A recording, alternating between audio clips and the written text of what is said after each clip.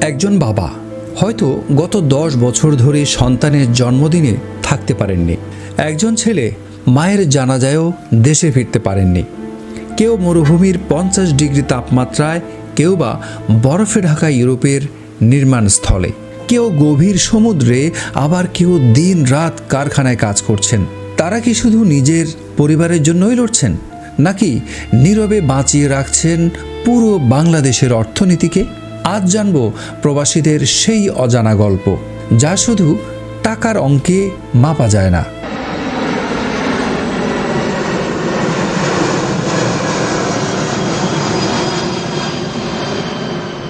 যখন একটি বিমান ঢাকার আকাশ ছেড়ে উড়ে যায়, সেই বিমানে শুধু একজন মানুষ বিদেশে যান না, সঙ্গে চলে যায় একটি পরিবারের স্বপ্ন, একজন বাবার দায়িত্ব, একজন সন্তানের ভবিষ্যৎ, একজন মায়ের চোখের জল।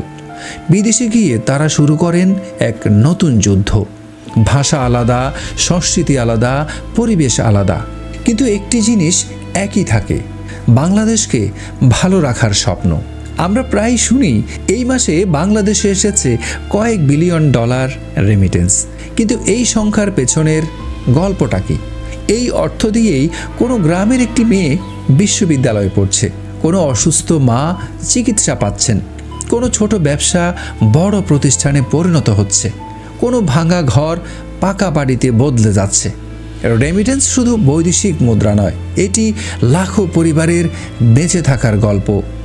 বিদেশে একজন বাংলাদেশি যখন সততার সঙ্গে কাজ করেন, তিনি শুধু নিজের পরিচয়ই তৈরি করেন না, তিনি তৈরি করেন বাংলাদেশের পরিচয়। আজ ইতালি, গ্রিস, জাপান, মালয়েশিয়া, মধ্যপ্রাচ্য, বিশ্বের বহু দেশে বাংলাদেশিদের বলা হয় পরিশ্রমী, বিশ্বস্ত, সৎ। আর এই বিশ্বাসই প্রতি বছর হাজার হাজার নতুন বাংলাদেশির জন্য কাজের দরজা খুলে দিচ্ছে। একজন ভালো কর্মী হাজার মানুষের জন্য সুযোগ তৈরি করেন।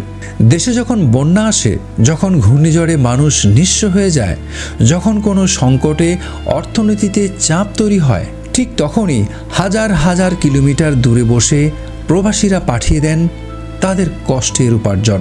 নিজের স্বপ্ন একটু পিছিয়ে দিয়ে দেশকে এগিয়ে রাখেন তারা। তাই অনেক অর্থনীতিবিদ বলেন, বাংলাদেশের সবচেয়ে বড় নীরব নায়ক হলেন আমাদের প্রবাসীরা। আজ যারা বিদেশে কাজ করছেন, তাদের সন্তানরাই হয়তো আগামী দিনের ডাক্তার, প্রকৌশলী, উদ্যোক্তা কিংবা বিজ্ঞানী। প্রবাসীরা শুধু টাকা পাঠান না, তারা পাঠান অভিজ্ঞতা, দক্ষতা, শৃঙ্খলা, বিশ্বকে দেখার নতুন দৃষ্টিভঙ্গি। তাই তাদের অবদান একটি ব্যাংক হিসাবের সংখ্যার চেয়েও অনেক বড়।